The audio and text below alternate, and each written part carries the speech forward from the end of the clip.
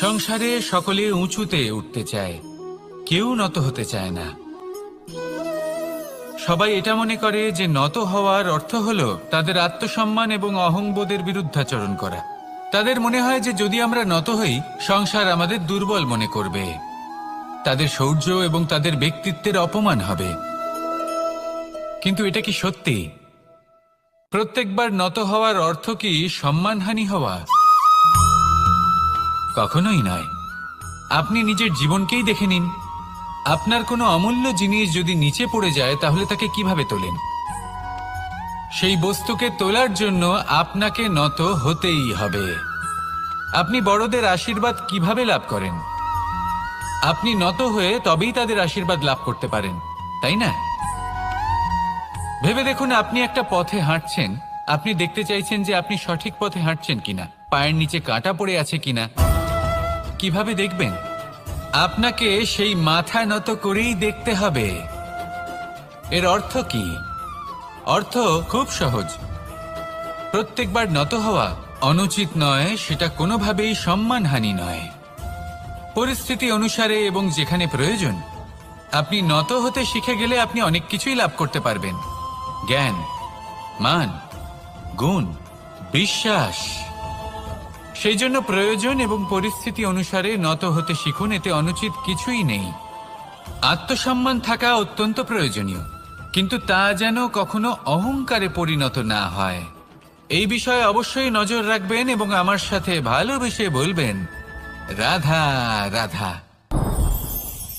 মানুষের জীবন দেখলে এতে সংকটও আসবে, বিপদও আসবে, অনেক সমস্যাও আসবে।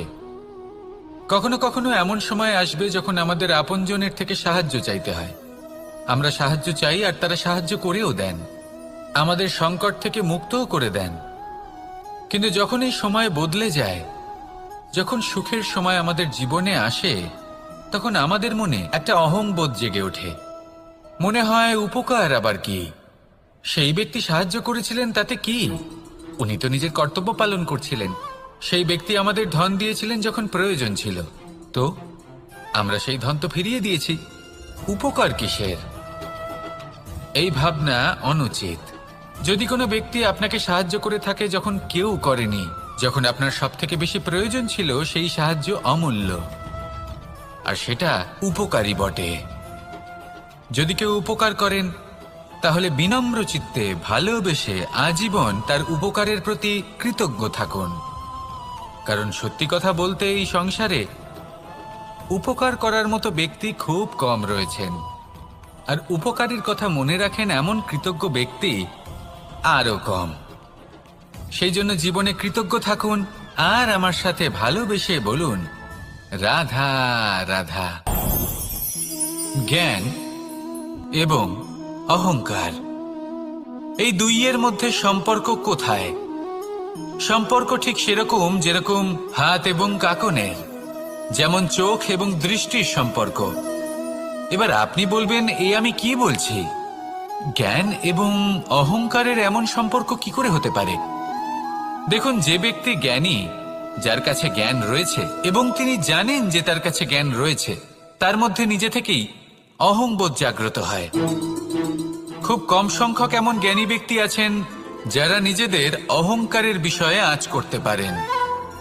প্রকৃত জ্ঞানী হলেন তিনি, যিনি নিজের জ্ঞানের সদ্ব্যবহার করে অহংকারকে দূর করেন।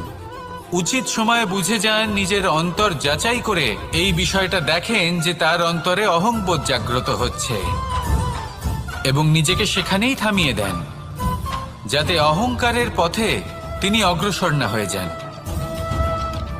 এই অহংকার কখন উচিত, কখন অনুচিত, কখন প্রয়োগ করা উচিত, উচিত নয়, কখন বাধা দেওয়া উচিত, এটা শেখা অত্যন্ত প্রয়োজনীয়।